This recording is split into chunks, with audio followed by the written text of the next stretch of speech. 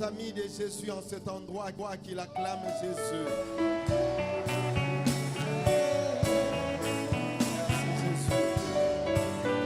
Merci Jésus.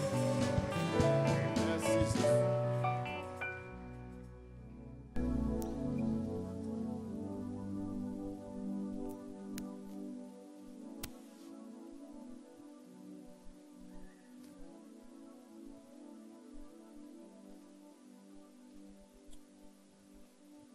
Alléluia. Alléluia. Jésus, Jésus. Chéri, Baba Santé, Rabasheke. Alléluia. Alléluia. Merci Seigneur. Merci Seigneur. Nous vous saluons tous au nom du Seigneur Jésus. Shalom bien-aimés. Est-ce que vous êtes dans la joie ce matin? Manifestez votre joie en acclamant notre roi. Alléluia. Jésus-Christ est Seigneur. Je me rappelle un jour, alors qu'il y avait un enfant, fils unique de sa mère, son père était déjà décédé. Quand on l'amena aussi, mais son père était déjà décédé. Quand on l'amena aussi, mais heureusement que Jésus-Christ était là. Heureusement que Jésus était là. Ce matin, je voudrais dire à quelqu'un, une situation est allée à la mort. Même votre propre vie, la santé. Mais heureusement que Jésus est en cet endroit. Heureusement que Jésus est à cet endroit. Tu ne sortiras pas tel que tu étais venu. Il te fera du bien. Au nom de Jésus. Amen. Nous prenons nos Bibles. Nous les ouvrons dans le livre de Néhémie au chapitre 1er. Nous lisons ce qui suit. La Bible dit: parole de Néhémie, fils de Hakalia, au mois de Kisle, la 20e année, comme j'étais à Suse, dans la capitale, Anani, l'un de mes frères, et quelques hommes arrivèrent de Juda. Je les questionnais au sujet des Juifs réchappés qui étaient restés de la captivité et au sujet de Jérusalem. Il me répondit: ceux qui sont restés de la captivité sont là, dans la province au comble du malheur, et l'opprobre, les murailles de Jérusalem sont en ruine et ses portes sont consumées par le feu. Lorsque j'entendis ces paroles, je m'assis, je pleurais. Je fus plusieurs jours dans la désolation. Je jeûnais et je priais devant le Dieu des cieux et je dis. Nous connaissons la prière de Néhémie. Voilà pourquoi il nous est recommandé de lire ce texte toute la semaine. Nous allons lire tous les livres. Matthieu au chapitre 23. À partir du premier verset, alors Jésus parla à la foule et à ses disciples et dit: les scribes et les pharisiens sont assis dans la chaire de Moïse. Faites donc observer tout ce qu'ils vous disent, mais n'agissez pas selon leurs œuvres, car ils disent et ne font pas.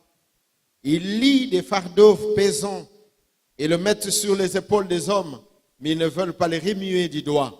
Ils font toutes leurs actions pour être vus des hommes. Ainsi, ils portent de larges filatèques et ils ont de longues franges à leurs vêtements. Ils aiment la première place dans les festins et le premier siège dans les synagogues. Ils aiment à être salués dans les places publiques et à être appelés par les hommes Rabbi, Rabbi. Mais vous ne faites pas appeler Rabbi, car un seul est votre maître et vous êtes tous frères. Et n'appelez personne sur la terre votre père, car un seul est votre Père, celui qui est dans les cieux. Ne vous faites pas appeler directeur, car un seul est votre directeur, le Christ. Le plus grand parmi vous sera votre serviteur. Quiconque se lèvera sera abaissé, et quiconque s'abaissera sera élevé. Le texte continue jusqu'au verset 36e. Mais pour l'économie des temps, nous allons lire et continuer à lire à la maison. Dieu notre Père, nous te bénissons, te rendons gloire et grâce. Merci de nous bénir par ta parole, de nous parler par elle. Il est dit, dans les détresses, ils crièrent à l'Éternel. Il leur envoya sa parole et sa parole les guérit. Ce matin, nous avons beaucoup de problèmes dans nos cœurs. La désolation est là. Nous prions à toi par ta parole de nous faire de bien. Merci d'être la réponse aux problèmes de chacun de nous. Dans le nom de ton Fils Jésus, nous t'avons ainsi prié. Amen. Bien-aimés, le texte que nous avons lu ça plus d'une fois et nous connaissons cette nuit. Alors que on dormait, on n'a presque pas dormi, je pourrais dire 1 heure peut-être, toute la nuit, priant le Seigneur. Il nous a privé sommeil. Il est arrivé un moment de voir les choses autrement, de dire voilà tel message, mais le Seigneur nous a vraiment contraints, très contraints de pouvoir parler de ce thème. Vous savez, nous avons parlé de la puissance de la prière. Dans la semaine, nous étions ici. Nous avons démontré ce que la prière est capable de faire. Mais ce que j'aime dans la Bible dit, la prière des justes a une grande efficacité. Un peu comme pour dire, la prière doit avoir une coloration. Et la coloration ou la substance de la prière, c'est la personne qui fait la prière. Ce n'est pas seulement une prière qui est faite, mais qui fait la prière. L'efficacité de la prière se trouve dans la qualité de la personne qui prie. Autrement, ce serait comme les pharisiens et autres. Voilà pourquoi ce matin, bien-aimés, nous voulons nous entretenir autour de ce thème. Sauver du péché des scribes et des pharisiens. sauvés du péché des scribes et des pharisiens. Le texte de Matthieu 23 commence par une histoire. Jésus-Christ, après avoir parlé aux Sadducéens, ces courants politico-religieux qui ne croyaient pas à la résurrection des morts, il parlait avec le Seigneur comme pour l'amener à pouvoir être convaincu de leur point de vue. Ils ont dit, un peu comme le piéger, si un homme qui avait une femme et qui n'avait pas eu d'enfant avec cette femme, Moïse nous a dit, si cet homme mourait, son frère va le succéder pour donner des enfants, la postérité à cette femme. Et s'il en avait 7, et que tous les 7 mouraient, le jour de la résurrection, comme il ne croyait pas à la résurrection, il voulait dire au Seigneur, comme pour les péchés, et au jour de la résurrection, cette femme sera la femme de qui d'entre les 7? Jésus leur a dit, n'avez-vous pas lu que Dieu a dit qu'il est le Dieu d'Abraham, d'Isaac et de Jacob? Est-ce que Dieu est-il le Dieu des morts? Or, nous savons fort bien qu'Abraham, Isaac et Jacob sont morts. Mais lorsque Jésus dit ça, il voudrait leur démontrer, si Dieu n'est pas le Dieu des morts, eh bien, ceux-ci, même si physiquement ils sont morts, mais en réalité, ils vivent encore. Et donc, Dieu n'est pas le Dieu des morts. Et la Bible dit, il les amena tous au silence. Et lorsque les pharisiens ont vu cela, ils sont allés vers Jésus. La Bible dit, ils ont couru. Quand ils ont appris qu'il a réduit au silence, les Sadducéens, eux aussi sont venus. Avec leurs questions, dis-nous quel est le plus grand commandement de tous les commandements de la loi. Jésus va résumer la même loi en 2 grands commandements. Il dit, tu aimeras ton Dieu, l'Éternel ton Dieu, tu l'aimeras de tout ton cœur, de toute ton âme et de toute ta pensée. Il dit, c'est ça le plus grand.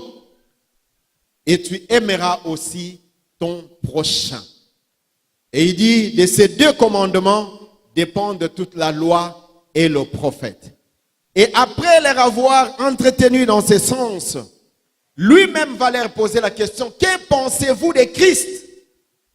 Qui est-il? Les pharisiens ont répondu, fils de David. Il est fils de David.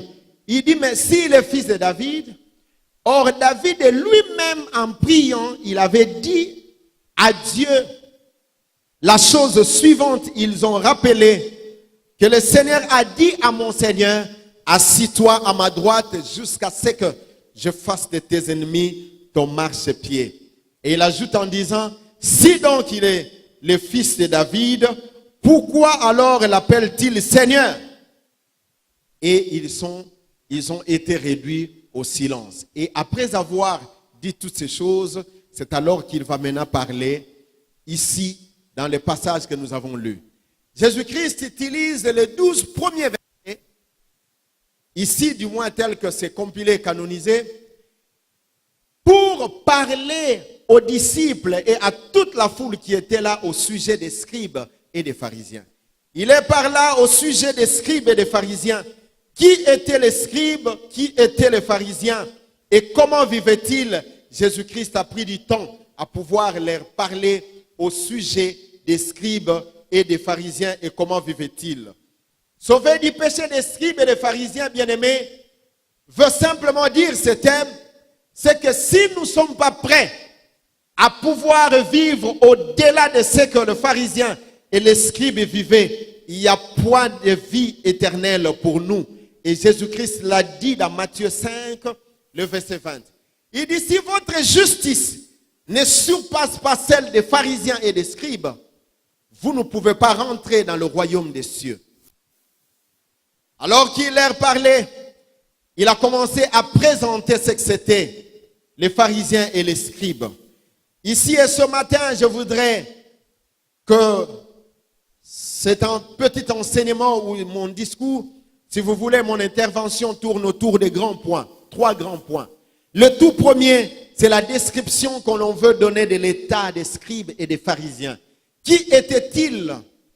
Mais en deuxième point, je voudrais que nous puissions avoir une étude sommaire sur leurs péchés.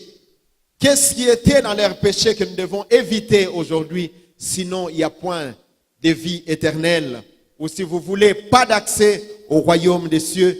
Et en troisième lieu, nous parlerons de notre responsabilité en tant que fils et filles du royaume par rapport et au regard de ce passage. Eh bien, pour nous aider à aller un peu plus loin, bien-aimés, aujourd'hui nous prions, c'est une bonne chose. Nous faisons beaucoup de choses, c'est bien. Mais laissez-moi vous dire que l'Église souffre, les communautés locales souffrent de beaucoup d'insuffisances et de beaucoup de problèmes.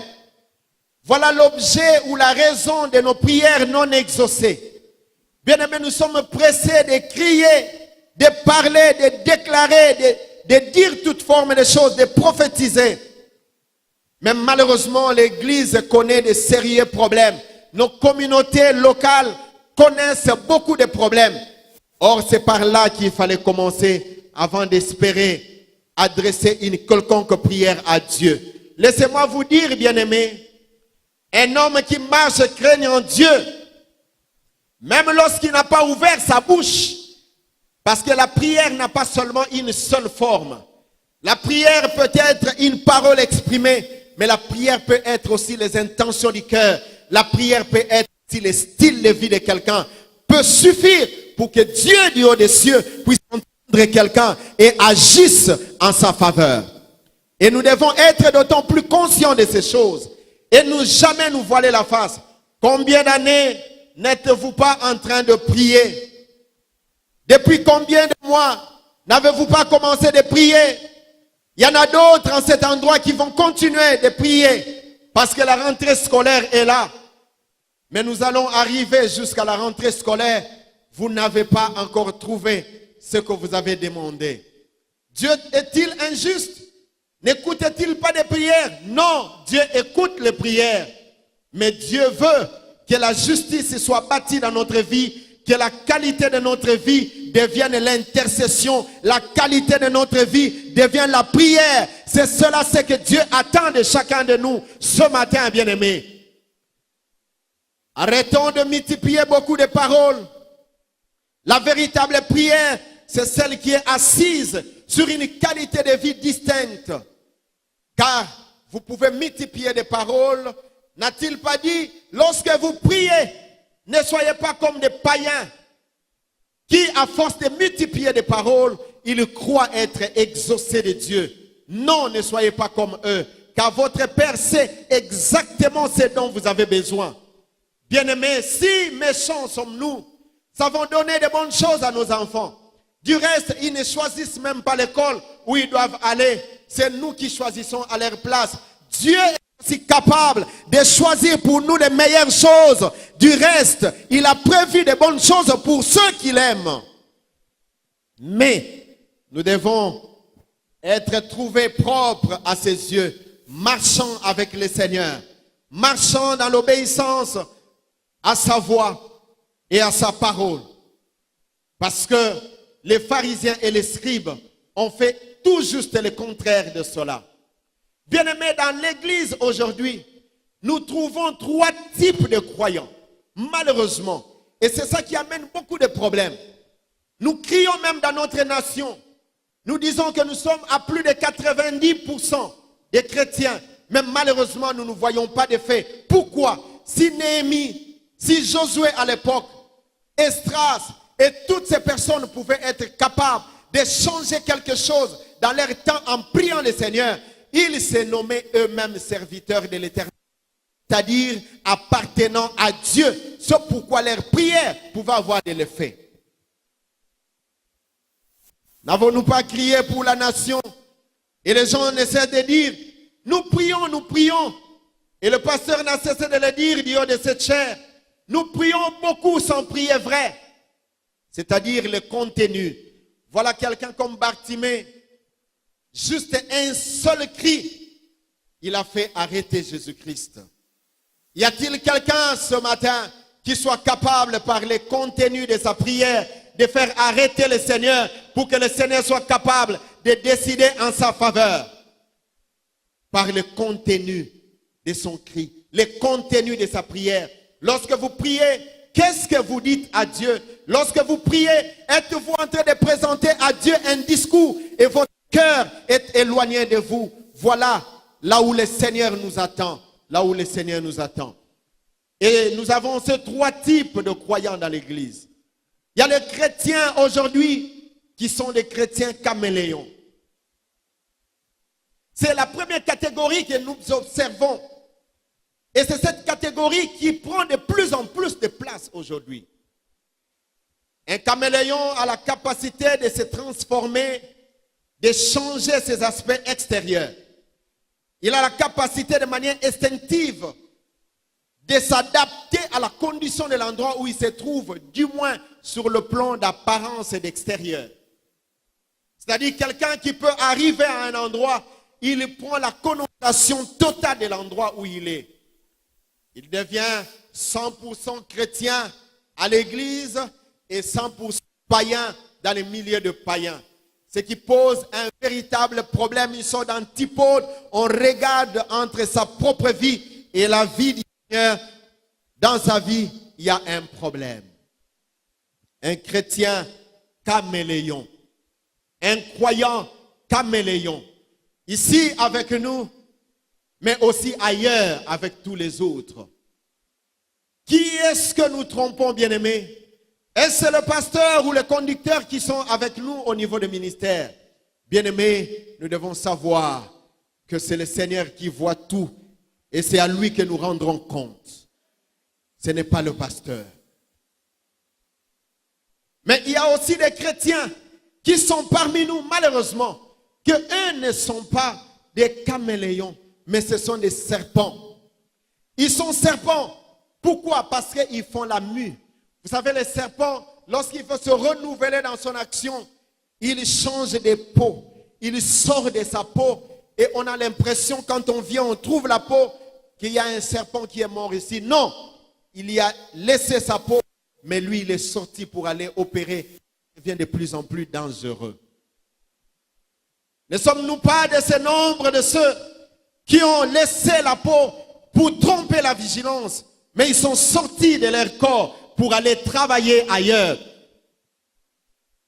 Que le Seigneur nous fasse grâce ce matin. Je priais, Seigneur, lorsque je priais autour de ces messages, je méditais, je n'avais pas la propre conviction sur ma propre personne. J'ai dit, Seigneur, soutiens-moi, soutiens-moi, Père éternel, soutiens-moi.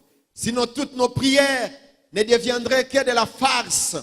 Parce que c'est de la farce, c'est de l'abomination qu'on attirera sur soi. C'est la malédiction, c'est le châtiment, c'est le jugement qui tombe sur le peuple.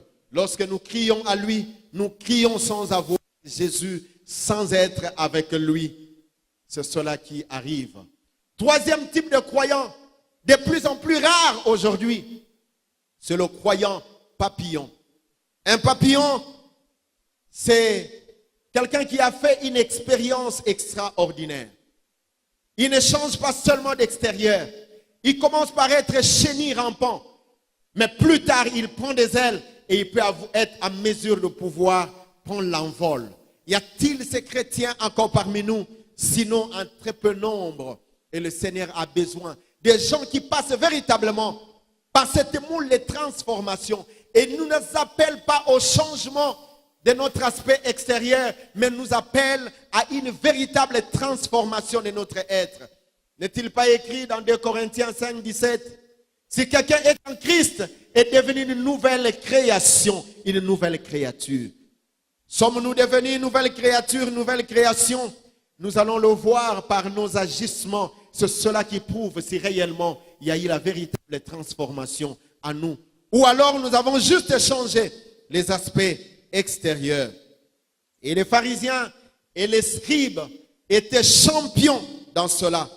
Pour nous aider à comprendre le plus rapidement possible qui est en fait un scribe. Un scribe, dans l'histoire biblique, quand vous lisez, le mot est employé de plusieurs formes, de plusieurs manières. Ça prenait souvent l'essence des secrétaires, un notaire, un enseignant de la loi. Quelqu'un qui avait la capacité de manipuler les Écritures Voilà pourquoi dans d'autres versions, comme la version Semeur, les textes que nous avons lus, Jésus-Christ disait ici, les scribes et les pharisiens sont assis dans la chair de Moïse. Il les appelle les spécialistes de la loi, enseignent la loi de Moïse. C'est-à-dire, c'est des gens qui étaient habitués, qui manipulaient les Écritures qui étaient dans la parole. Un peu aujourd'hui, comme des pasteurs, tous ces serviteurs de Dieu, les responsables des ministères, nous, en tant que croyants, enfants de Dieu, aujourd'hui, qui manipulons la parole de Dieu à l'image des scribes. Ce sont des gens très attachés à la parole, comme je le disais, et les hommes de l'instruction qui ont étudié. Ils étaient beaucoup admirés par les hommes. Et quand ils venaient, on les appelait mon grand, mon maître ou mon excellent, rabbi, mon rabbi. Et ils aimaient bien et ils étaient à l'aise dans cette forme de qualification. Et c'est cela qui les caractérisait. Un bref aperçu sur les pharisiens. Un pharisien, c'était un séparatiste, quelqu'un de séparé. Il est séparé de quoi? Vous allez le voir dans leurs attitudes. Ils estimaient être séparés des hommes méchants, des hommes païens. Ce que eux-mêmes appelaient païens, dont ils avaient eux-mêmes la signification s'ils ne les étaient pas eux-mêmes païens dans le sens que nous prenons et nous considérons aujourd'hui de tous ceux qui ne connaissent pas le Seigneur et qui vivent par les apparences. Faisant partie de ces courants judaïques qui étaient un mouvement politico-religieux. Et ces gens avaient un sens de la pureté rituelle, c'est-à-dire basé sur les aspects extérieurs. Et ils étaient écoutés de beaucoup de gens. Ils pouvaient critiquer même le roi. Et les gens étaient alignés derrière eux. Et ces gens ont vécu aussi à l'époque de Christ. Nous avons quelques exemples de pharisiens dans la Bible. Apôtre Paul était pharisien. Lorsque vous lisez dans Actes au chapitre 26, le verset 5, il en parle. Nicodème, il était pharisien. Dans Jean 3, 1 à 2, vous allez voir cela. Gamaliel, il était pharisien. Dans Actes 5, 34, on en parle. Ils étaient des pharisiens, des gens de ces courants, de ces mouvements religieux, politico-religieux. Et aujourd'hui, nous avons aussi toutes ces personnes qui sont alignées à des mouvements religieux, qui viennent à l'église non pas comme pour chercher le Seigneur, mais pour répondre à une obligation religieuse. Ils sont là parce qu'il y a un rite religieux. N'avez-vous jamais entendu les gens dire que moi je sollicite ou je participe à telle séance? Nous sommes tous des dieux. J'ai reçu quelqu'un dernièrement, j'ai dit, êtes-vous enfant de Dieu? Il dit oui. Pourquoi dites-vous que vous êtes enfant de Dieu? Il dit c'est parce que moi, je pars tout le temps à la messe. Tous les dimanches, je suis à la messe. Et au-delà de tout, quand j'étais enfant, on m'a baptisé. C'est tout simplement ce qui les retenait pour lui donner l'assurance d'être enfant de Dieu, religieux. D'autres personnes, par le fait d'avoir des frères et des sœurs qui connaissent le Seigneur et qui fréquentent une église depuis un certain nombre d'années, et ils se disent chrétiens, ils se disent enfants de Dieu, religieux. Mais ces hommes avaient des péchés qui les caractérisaient. Le plus grand de tout, bien-aimés, ce matin, c'est que ces gens, qu'il s'agit des scribes et des pharisiens, tous étaient animés par 3 types de péchés, dont le premier était l'hypocrisie. Bien-aimés, laissez-moi vous dire, l'hypocrisie peut être un grand mal. Pourquoi? Parce qu'il est un paravent pour beaucoup de péchés. Il cache beaucoup de péchés. Un hypocrite, c'est quelqu'un qui se fait passer pour ce qu'il n'est pas. Voilà pourquoi autant les acteurs grecs et romains qui faisaient du théâtre, on les appelait hypocrites. Et le mot est traduit par hypocrite qui veut dire comédien. C'est-à-dire celui qui se fait passer pour celui qui n'est pas. Et chaque fois, même quand ils priaient, ils avaient des gens de prières hypocrites. Qu'est-ce qu'on entend par prière hypocrite? C'est des gens, lorsqu'ils veulent prier, ils cherchent des places publiques pour prier. Les gens, quand ils sont dans leur chambre, ils crient pour que les autres entendent. Quand ils sont à l'église, ils crient. Mais entendez ce qu'ils disent dans leurs prières s'ils n'insultent pas le Seigneur. Quel cri? Il crie du matin au soir. Il fait des tours. Nous avons vu cela. Et d'autres commencent à en ajouter un peu de gestes. Des pharisiens qui viennent avec des mouvements pour chasser des démons. Il faut prendre telle posture. Il faut reculer et venir comme ça. Bien-aimés, l'hypocrisie amène la distraction. Et vous combattez sur le champ de bataille, vous blaguez et là-dedans, le diable va se rendre maître de vous parce que vous êtes hypocrite. N'avez-vous jamais lu sur ce qui concerne le fils du sacrificateur Sceva qui sont allés demander, réprimer les démons et les esprits impurs pour leur dire, nous vous conjurons au nom de Jésus que prêche Paul. Bien aimé, il ne suffit pas seulement de citer le nom de Jésus. Parce que lorsque quelqu'un prie au nom de Jésus, il veut dire je le fais au nom et pour compte de Jésus. C'est-à-dire j'ai la procuration de le faire au nom et pour compte de Jésus. Et les démons savent. Ils ont dit nous savons qui est Jésus et nous connaissons qui est Paul. Et vous, qui êtes-vous? Hypocrite. Et ils se sont rendus maîtres d'eux. C'est comme maintenant, on priait un jour avec des sœurs et des frères pour la délivrance. Pendant qu'on priait pour quelqu'un, nous prions, il y avait quelqu'un qui était possédé. Des esprits impurs, connaissant pas le Seigneur. Alors qu'on priait, la manifestation d'esprit par toute forme de bêtes que nous connaissons. Et des frères qui étaient là, ils disent,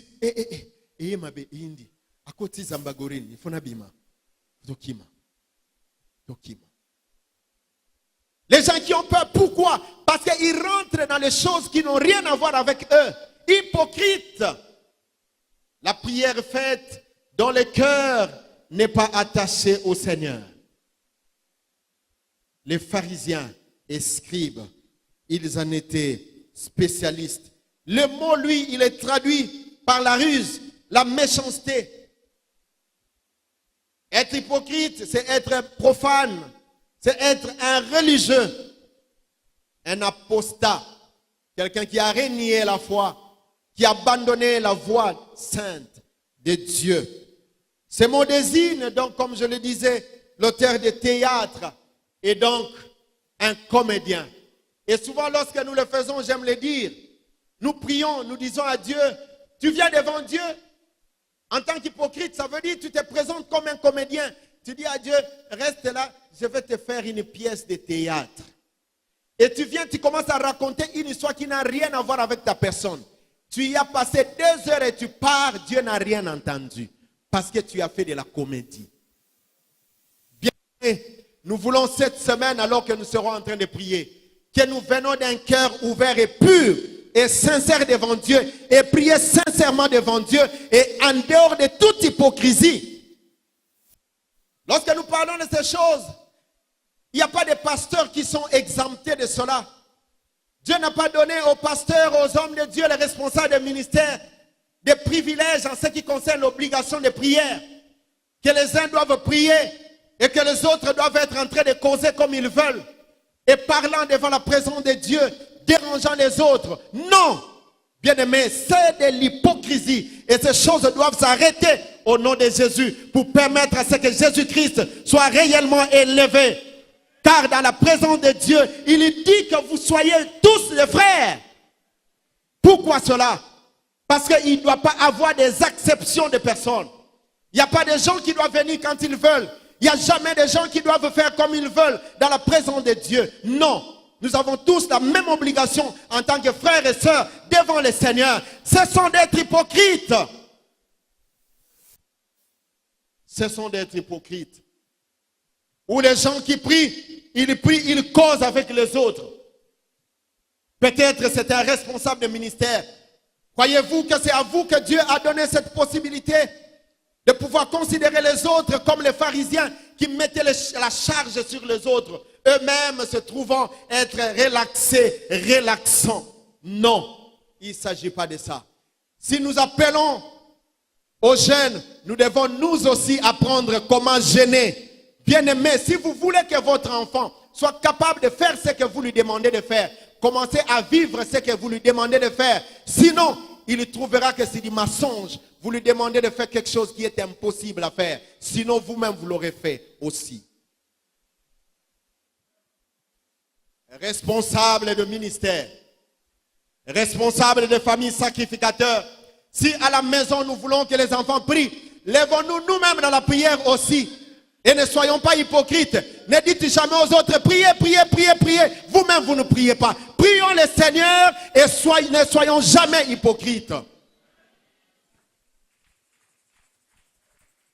Sauvés du péché des scribes et des pharisiens.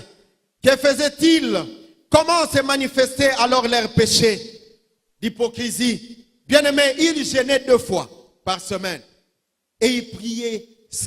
Il faisait des prières scrupuleuses des façades. Dans Matthieu 19, 9, le verset 14, on nous montre cela. Et dans Luc 18, nous le voyons aussi dans les types de les prières. Écoutez comment un pharisien prie. Il voit un publicain qui est là-bas. Il commence à dire, moi je prie 2 fois la semaine. Je paye ma dîme. Je ne suis pas comme ces publicains-là. Et c'est ce que nous faisons. Et le Seigneur dit, hypocrite. Et le publicain est venu. C'était des gens réputés, les collecteurs d'impôts, les gens qui percevaient l'impôt. Il vient avec humilité de cœur pour dire, je reconnais mon péché. Oh bien-aimé, l'hypocrisie, c'est un grand mal. C'est un paravent qui cache, c'est comme un arbre qui cache la forêt. Et nous devons faire beaucoup attention. L'orgueil d'être juste, méprisant les autres. Non, nous on est juste et les autres sont des pécheurs. Et c'est ce qu'ils faisaient. Voilà pourquoi ils n'aimaient jamais. Ils ont vu le Seigneur avec les païens. Ils ont dit, pourquoi mange-t-il avec le païen? Ils n'ont pas la compassion des âmes. Dans leur cœur, c'est eux. Ils montrent une justice de façade. Très engagés dans les récitals des versets bibliques. Ils pouvaient prendre la loi placée sur eux. Ils pouvaient se faire des vêtements jusqu'aux pieds. Et comme aujourd'hui, certaines personnes se mettent des soutanes et toutes formes d'habits pour tromper l'œil, tromper la vigilance. Mais du dedans, il y a la pourriture. Du dedans, il y a la pourriture. Avez-vous jamais vu, entendu des gens qui peuvent citer la Bible du début à la fin, qui ont des versets, tel verset, ça veut dire ceci, tel verset. Bien aimé, la Bible n'a pas été écrite seulement pour être prêchée, mais elle a été écrite pour être vécue. C'est un livre de vie, mais non pas un livre de sermons. Si nous ne sommes pas capables de pouvoir vivre ce qui est écrit, ne la prêchons pas. Car la Bible, c'est la parole de Dieu. Elle a été écrite pour être vécue, pour vivre selon elle.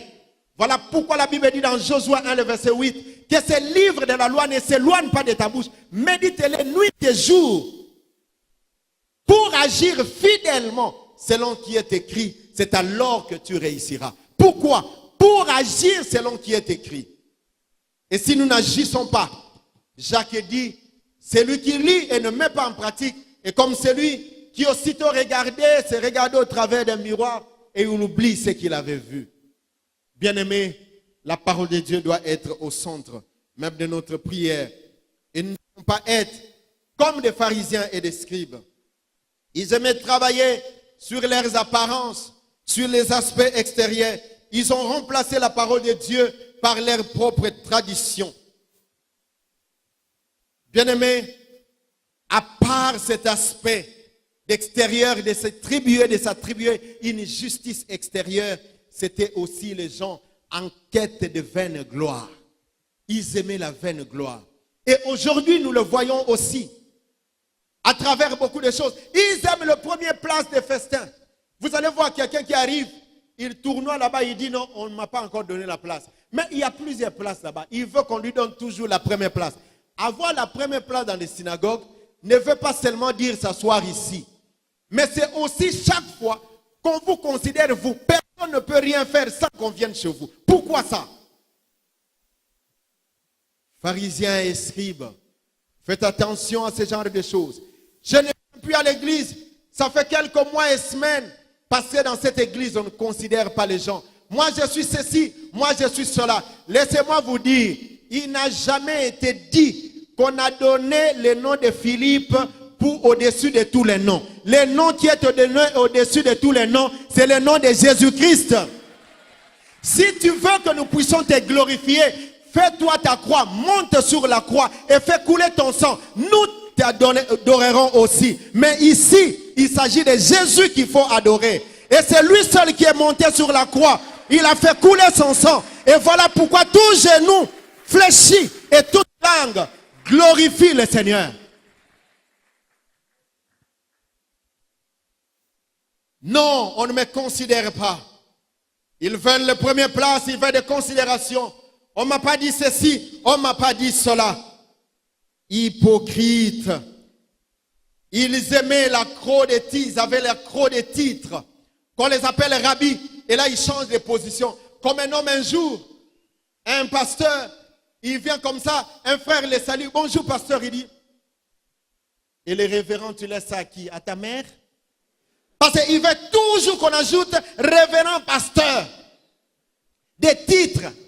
On vient dire à un pasteur, frère bonjour, choqué. Pourquoi il m'appelle frère? Moi je suis déjà pasteur. Bien aimé, ces titres ne changent rien dans la marche avec le Seigneur. Le Seigneur nous appelle à les servir. Il dit que celui qui veut être le plus grand parmi vous, qu'il soit votre esclave.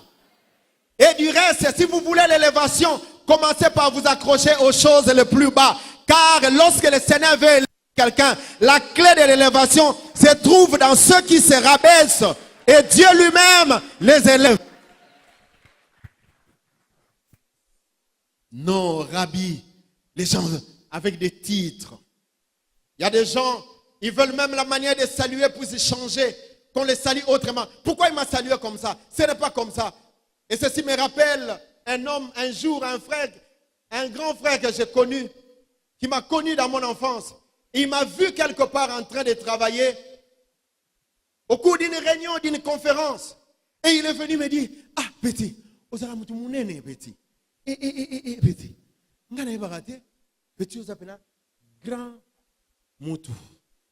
Hein? Tenye Yakuza. Me dit, oza moutou mounene petit. Yo siko yo, il faut ça et là. Il faut ça et là qui mounene wana. Nabi oui vieux, basa rondeni. Abi petit tala.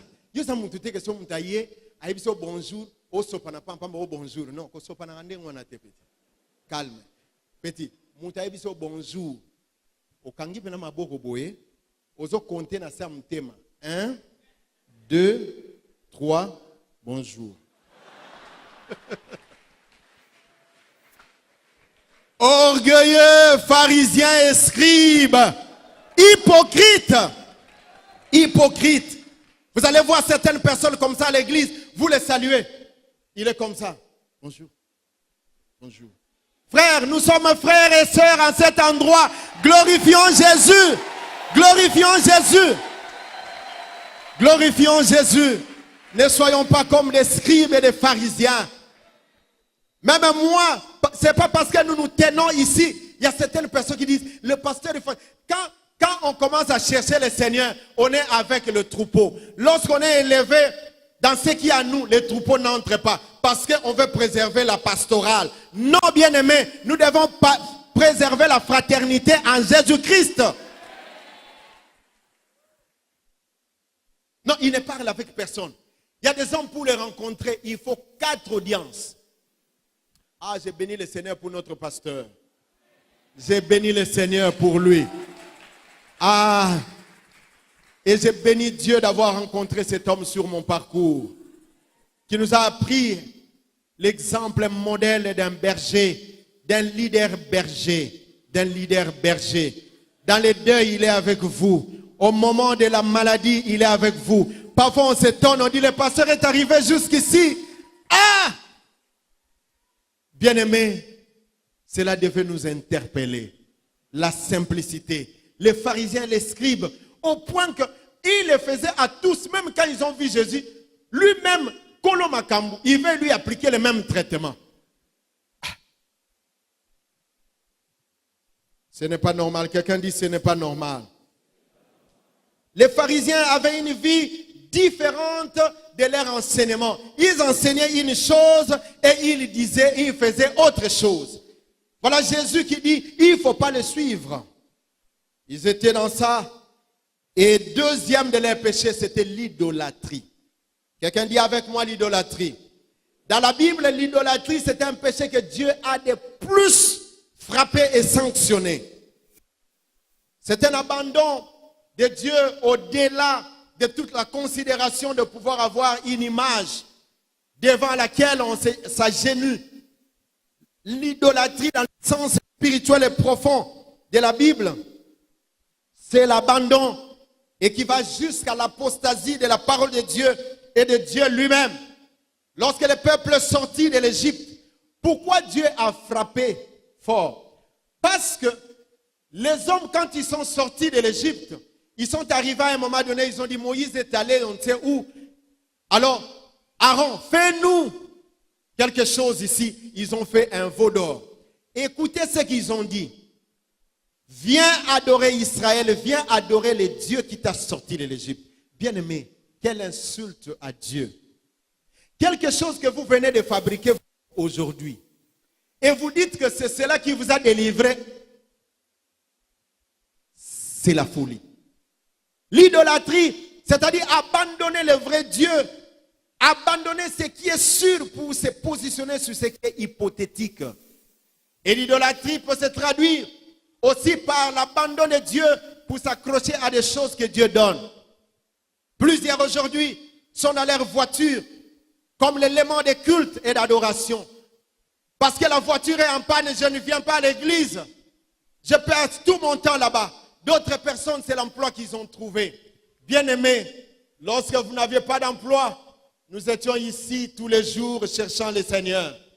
Mais depuis que vous avez trouvé l'emploi, dimanche matin, frère, vous étiez où?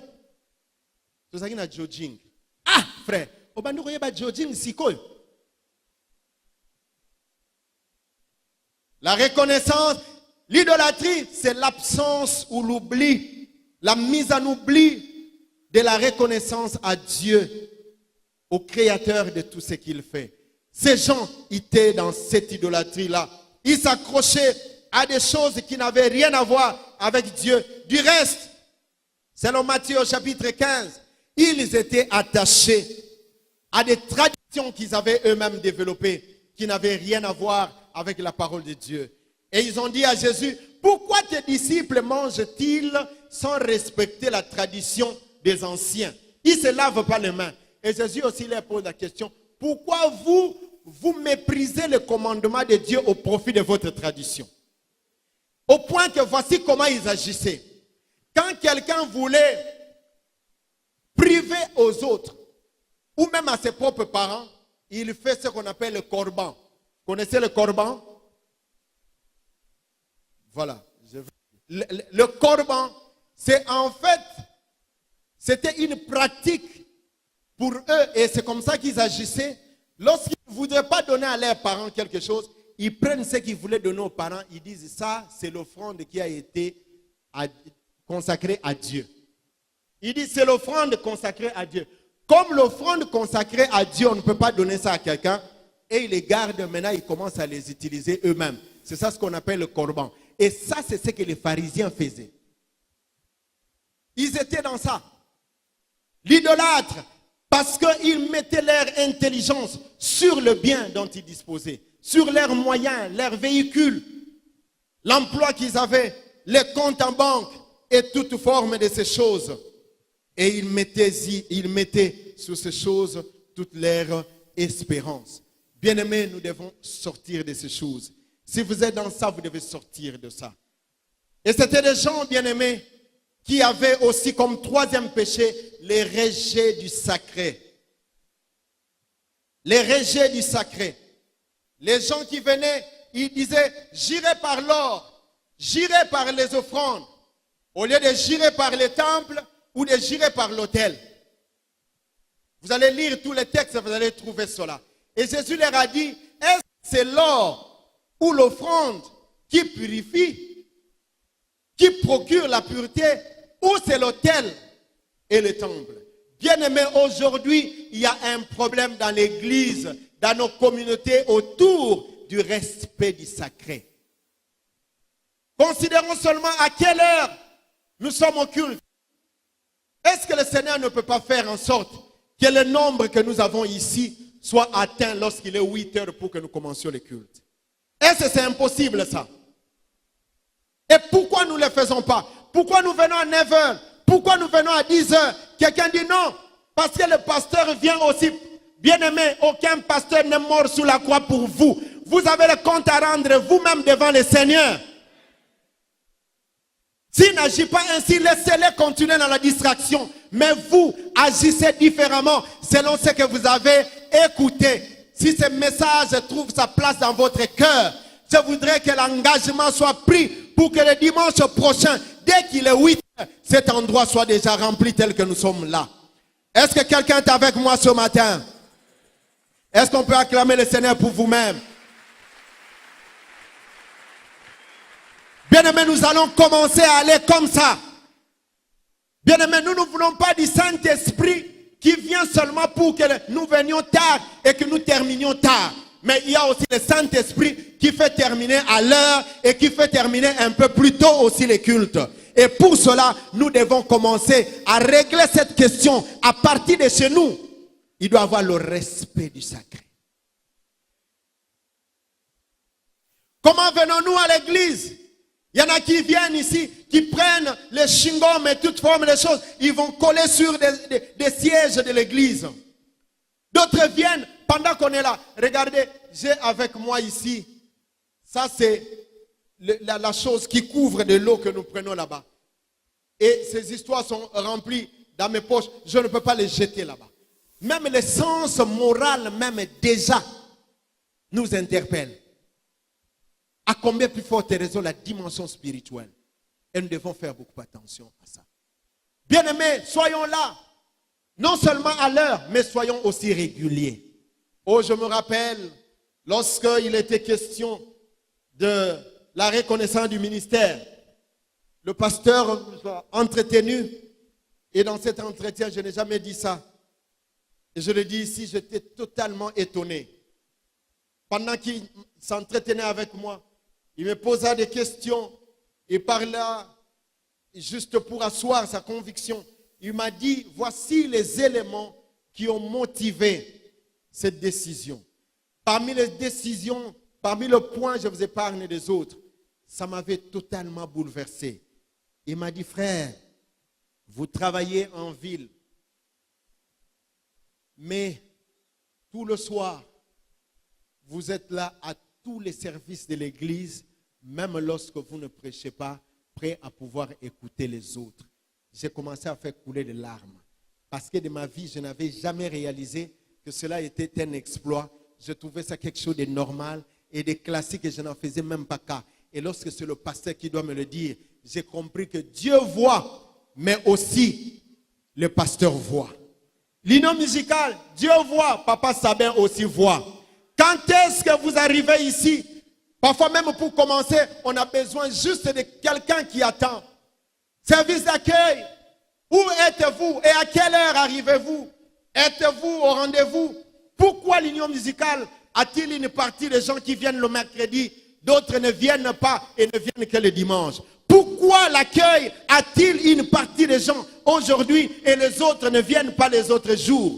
Bien-aimés, nous avons des comptes à rendre devant les seigneurs. Nous avons des comptes à rendre. Ceci n'est pas une adresse à l'union musicale seulement, mais à nous tous. Ça, c'était juste un exemple.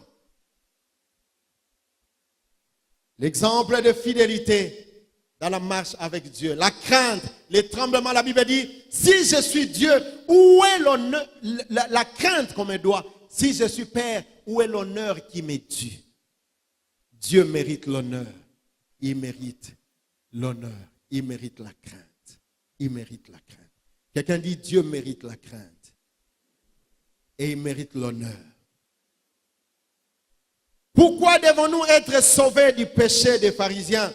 Parce que, frère, la Bible dit, si votre justice ne dépasse pas celle des pharisiens, il n'y a point d'accès au royaume des cieux.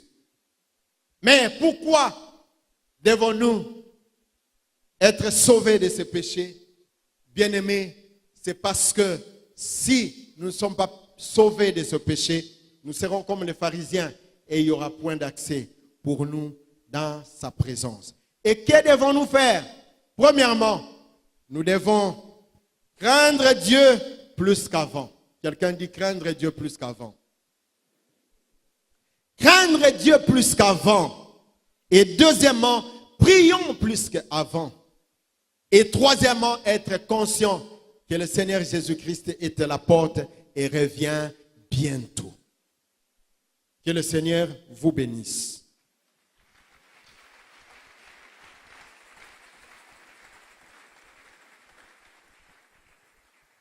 Scribes et pharisiens, Jésus-Christ, par 7 fois dans ce passage, les a réprimés en les qualifiant d'hypocrites. Hypocrite, hypocrite, hypocrite, par 7 fois dans ce passage.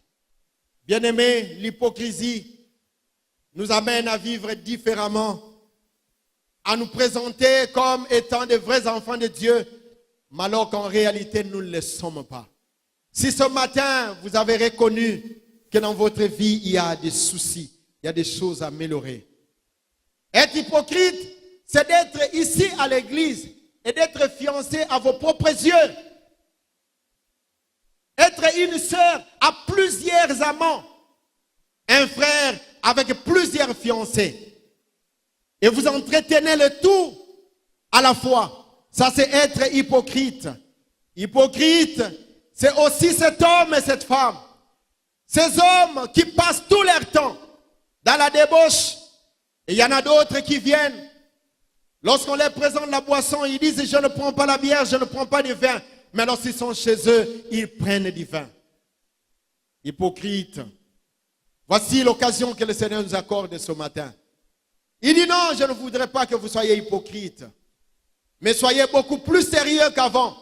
Craignez l'Éternel plus qu'avant. Jeunes filles, vous qui êtes ici et qui entretenez de relations qui n'ont pas le Seigneur, vous êtes à la fois enfant de Dieu, ici en cet endroit comme un caméléon, mais de l'autre côté, vous êtes bébé. C'est des choses que nous apprenons ici. Est-ce que vous ne connaissez pas ça? Qui ne connaît pas ça? Il n'y a que 2 personnes. Bien-aimés, nous rions, mais on ne devait pas rire.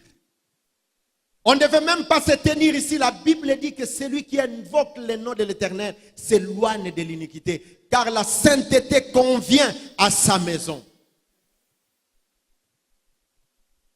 Vous avez une sœur que vous entretenez en fiançailles, mais qui est devenue votre femme déjà depuis. Le Seigneur vous voit. Le Seigneur vous voit. Mais sachez une chose, Jésus-Christ revient bientôt. Et lui mettra à nu toutes les œuvres de l'homme. Et nous devons faire attention dans notre marche. Bien-aimés, soyons sérieux dans ce que nous faisons. Qu'il s'agisse des hommes de Dieu, qu'il s'agisse de nous tous que nous sommes ici, nous avons besoin. La corruption nous ronge. Oui. Pharisiens, scribes, ne faites pas seulement l'apparence de connaître la loi, mais vivez selon la loi. N'êtes-vous pas dans une relation que vous devez vomir? Vous devez arrêter ce matin. Parce que ici, nous savons que vous êtes seul, mais vous vivez cependant avec quelqu'un. Le Seigneur a besoin de vous. Il a besoin de votre cœur. Nos têtes sont baissées dans la prière. Je crois en Jésus. Je crois qu'il est le Fils de Dieu. Je crois qu'il est mort et ressuscité. Je crois qu'il a payé pour tout. Et je crois qu'il est ici, présent au milieu de nous, tout puissant pour nous guérir. Et par sa grâce nous